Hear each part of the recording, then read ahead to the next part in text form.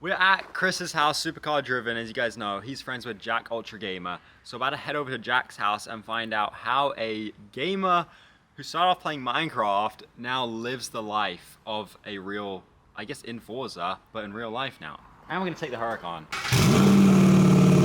My first time riding in the Sheepy Race 1500 horsepower rear wheel drive Huracan.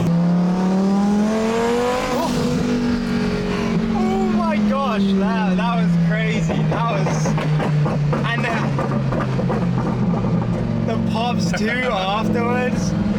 I told Jack he'll hear us when we arrive. You know, it's so funny. It's like you guys aren't even supposed to. The neighbors complain when cars are on this side, and you know what makes it 10 times worse? These cars are wider than your normal car. So it's like, god dang, they're not even like sliding through. We heard you guys from a ways. Yeah. Like, what is that? Pretty big house. Yeah. Here we are. I guess it's not really infamous room, but the room where all the gaming happens. This isn't the room where like I grew my career. That actually happened in my parents' basement, which is like that typical story. Mm-hmm. I gotta know, do you still enjoy making Forza content?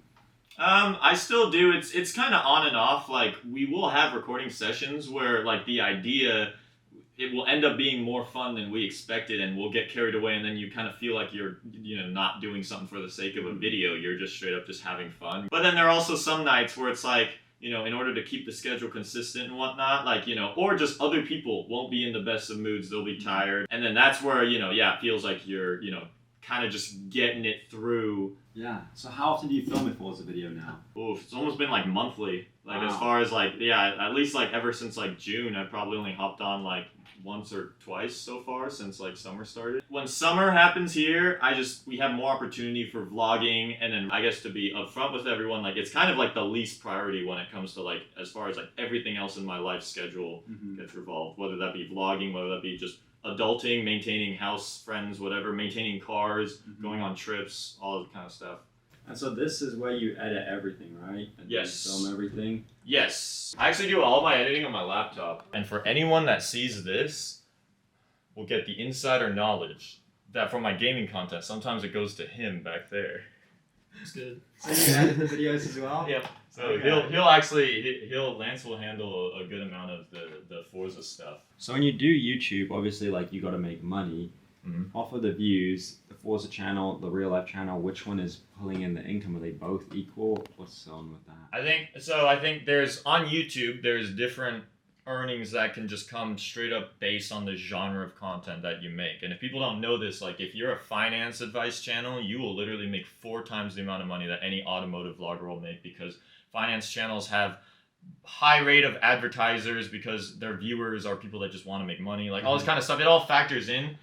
So like gaming content versus automotive vlogging content, they're about the same. So what really comes down to like what makes me more money is I would say the gaming channel still, just because it's like performance still is better. If we're gonna get a little analytical here, like my vlogs recently are like, I'll be really lucky if I get 100K. But if we go over to the gaming channel, you got 105, 130, and like 150. So it just averages still higher views, like with around the same duration of timing. Yeah. And the biggest factor is that if you actually try and add in what it takes to create a vlog like this track day costed me, at least as of now, like $600 or whatever. And then we broke something to which we have no idea how much that could cost. That could cost the entire RB26, which maybe this one video costed me like 30 grand. So we have no idea as much as now. But these gaming videos, they cost nothing. It is just literally just time that you have to devote, but there is no cost that goes into it, that is the magic of gaming. And I never get to talk about it in this much detail, so it's fun for me. So how many years have you been doing YouTube? This marks 10 years. Because it's 2023 and I made Jack Ultra Gamer, was what it was called at the time, 10 years ago in 2013. August, so it's about to be like 10 years old. So now we're gonna meet Jack's crew and find out how they got into Forza and how they met him, because I really want to know what it's like being part of that group. Alright, so here we have the whole crew.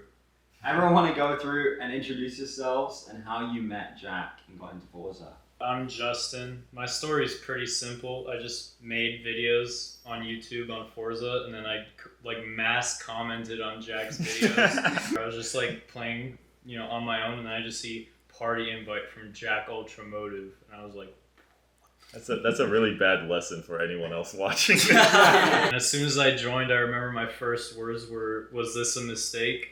And from then on, it's just been It was all downhill from there. I used to do like Forza public meets on like groups and stuff, and I met some friends that happened to know him, and through them I got an invite, and then from there we just became friends. I didn't actually watch a lot of Forza YouTubers. I didn't watch your stuff. I knew who you were because Justin was always talking about you. Yeah. he was like, this dude got like a GTR from playing Forza. He was talking about how he was gonna blow up on Forza and be like the big Forza YouTuber. And I was always like, hell yeah, you are. And I was like, you're gonna make it. And I was always, supportive. But then, so like, it was just through playing with him, and then it just happened all of a sudden. I was like, oh, cool.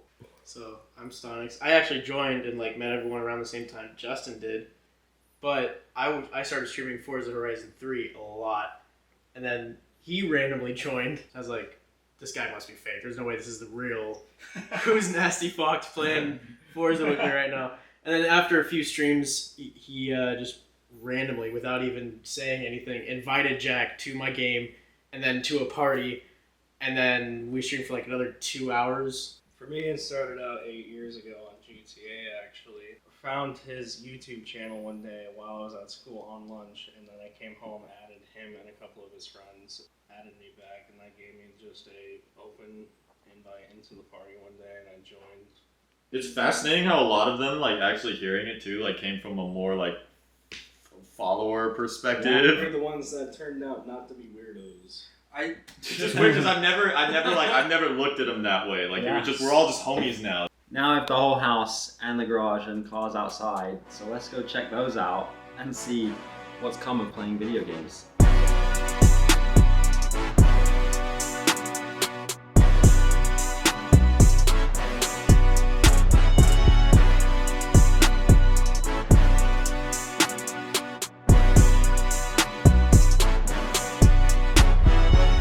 We just finished, I guess, meeting everybody that you made content with.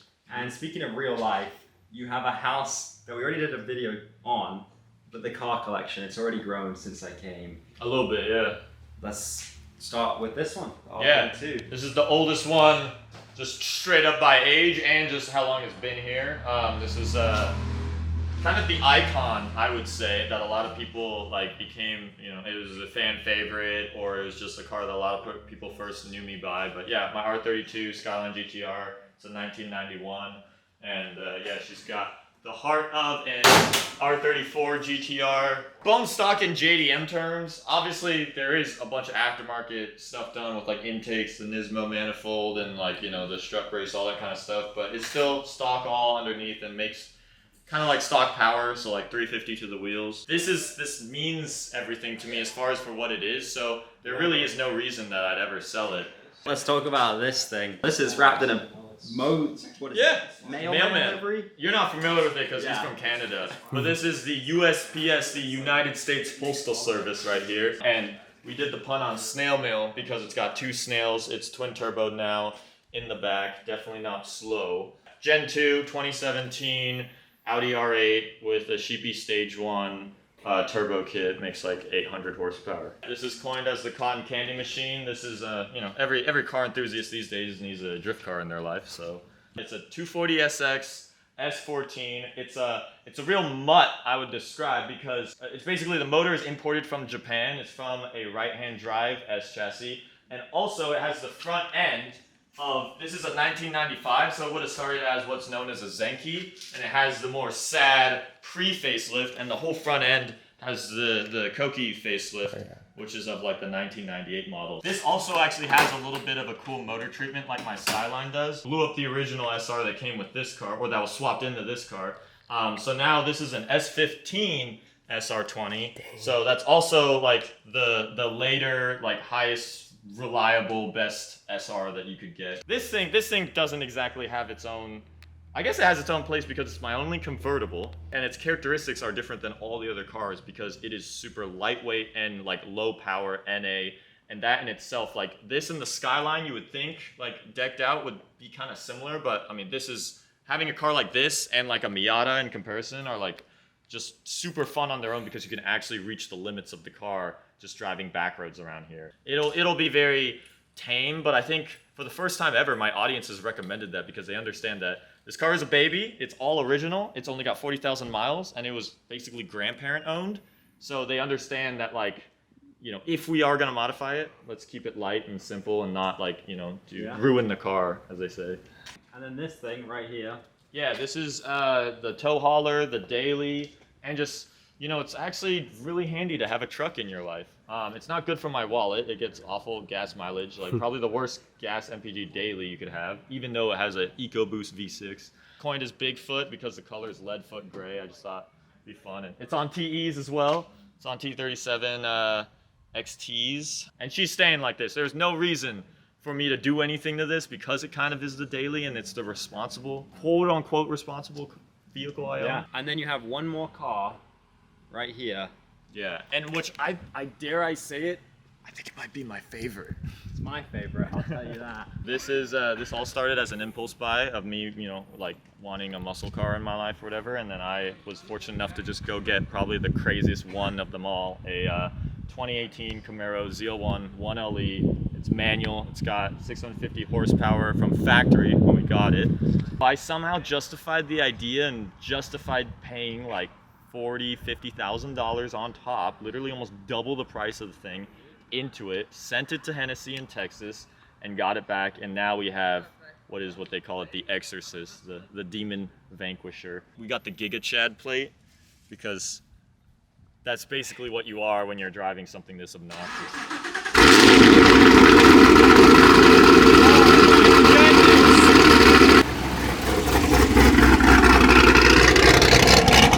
It's just crazy to me that you've gone from playing video games in your parents' basement to having 6 cars, almost one for every day of the week. Yeah. And your own house at the age of 22? 22 right now. 22. Yeah. Like, how does that feel when you wake up every day? Are you at the point now where you're used to it? This is normal?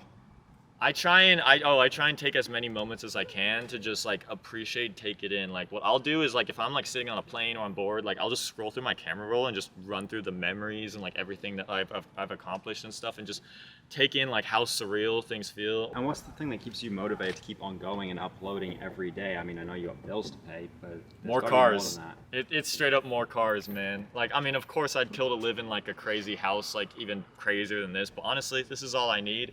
I just want to have crazier cars, have crazier fleets, like, or just crazier things. That's like, it's like unhealthy and healthy at the same time. That's how I describe cars, because it's like you can get carried away and that's all you ever like, you know, care about, but at the same time it keeps people like driven and motivated to, you know, like earn them and work hard, right? Yeah. Well, thank you so much for this video. Of course. I appreciate it. Yeah. And hopefully I'll see you in a year or so if I do a recap video Yeah. or an update video. Yeah. I'll see you guys in the next one. Hopefully you learned a good lesson in this video.